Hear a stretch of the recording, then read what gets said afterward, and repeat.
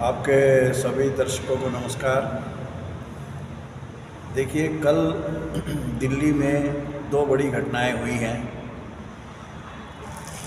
एक तो supreme court के बार बार कहने पे और एक तरह से स्टेट बैंक को मजबूर कर देने पे, भारत सरकार को मजबूर कर देने पे वो डेटा सामने आया है जिसको कि मोदी सरकार छुपाने में पूरी ताकत लगाए हुए थी।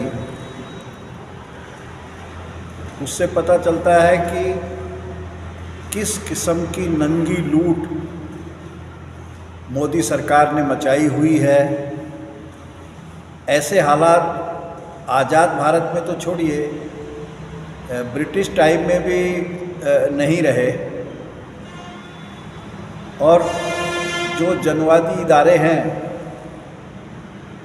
उनको ठप कर दिया गया है, ये कहना भी अब गलत है, बल्कि उनको अंदर से खोखला करके उनको अपने शासन को बनाए रखने का औजार और पैसे लूटने का औजार बना दिया गया है।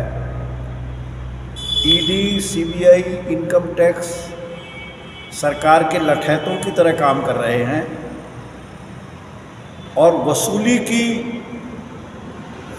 जिस तरीके की वारदातें होती हैं, वहाँ मरोड़ के गला दबा के जिस तरह से पैसा निकालने की कवायद होती है, बिल्कुल उसी तरह काम हो रहा है। पैसे दो, ठेके लो, काम खराब करो तो भी पैसे दो, बच जाओ। यहाँ तक कि उनके अपने जो भाजपा के एमपी ठेकेदार हैं उनसे भी वसूली उसी तरह होती है। तो जिस तरह से कर्नाटक सरकार पे आरोप लगा था कि 50% कमीशन का रेट है, केंद्र सरकार का भी रेट बहुत तगड़ा लगता है। और ये उनकी जो असलियत है देश के सामने आ चुकी है। जितनी उनकी लफाजियाँ हैं उससे अब कोई आदमी भ्रमित नहीं होता, सारा देश जान चुका है। एक ये घटना हुई है और दूसरी घटना हुई है कि मोदी सरकार की तानाशाही दिन ब दिन नंगी और बेखौफ होती जा रही है। उसके तहत कल दिल्ली के मुख्यमंत्री केजरीवाल को गिरफ्तार कर लिया गया और उसके पहले से ही 2-3 मंत्री जेल में हैं।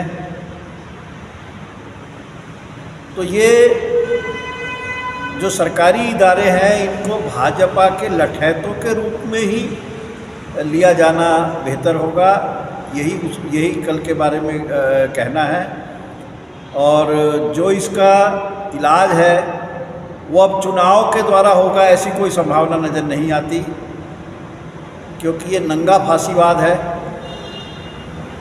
फांसीवादी चुनाव के जरिए सत्ता में आ तो जाते हैं लेकिन सत्ता से जाते नहीं हैं। इसलिए एक ही रास्ता है कि मेहनत कश अवाम ने सड़कों पे उतरना चाहिए, संघर्ष के लिए कमर कसनी चाहिए और ज़्यादा से ज़्यादा व्यापक स्तर पर एकता बनानी चाहिए। वही एकमात्र रास्ता है।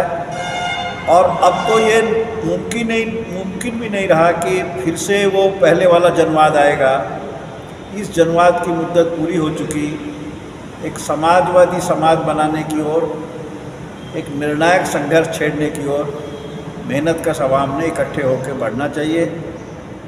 ये हमारा इस बारे में बयान है। हम जो ये घटना हुई है केजरीवाल की गिरफ्तारी की, और बहुत सारे लोग हैं गिरफ्तार हुए हैं। आज ही खबर आई है पेपर में कि उमर खालिद की तरफ से अर्जी कोर्ट में लगाई गई है कि जिसको आप कॉन्स्पिरेसी का हिस्सा मानते थे उन लोगों को भी जमानत मिल गई है। दिल्ली जिनको दंगे बोला जाता है, मतलब मुसलमानों के विरुद्ध जो हिंसा है, अब उसको कब जेल से छोड़ा जाएगा।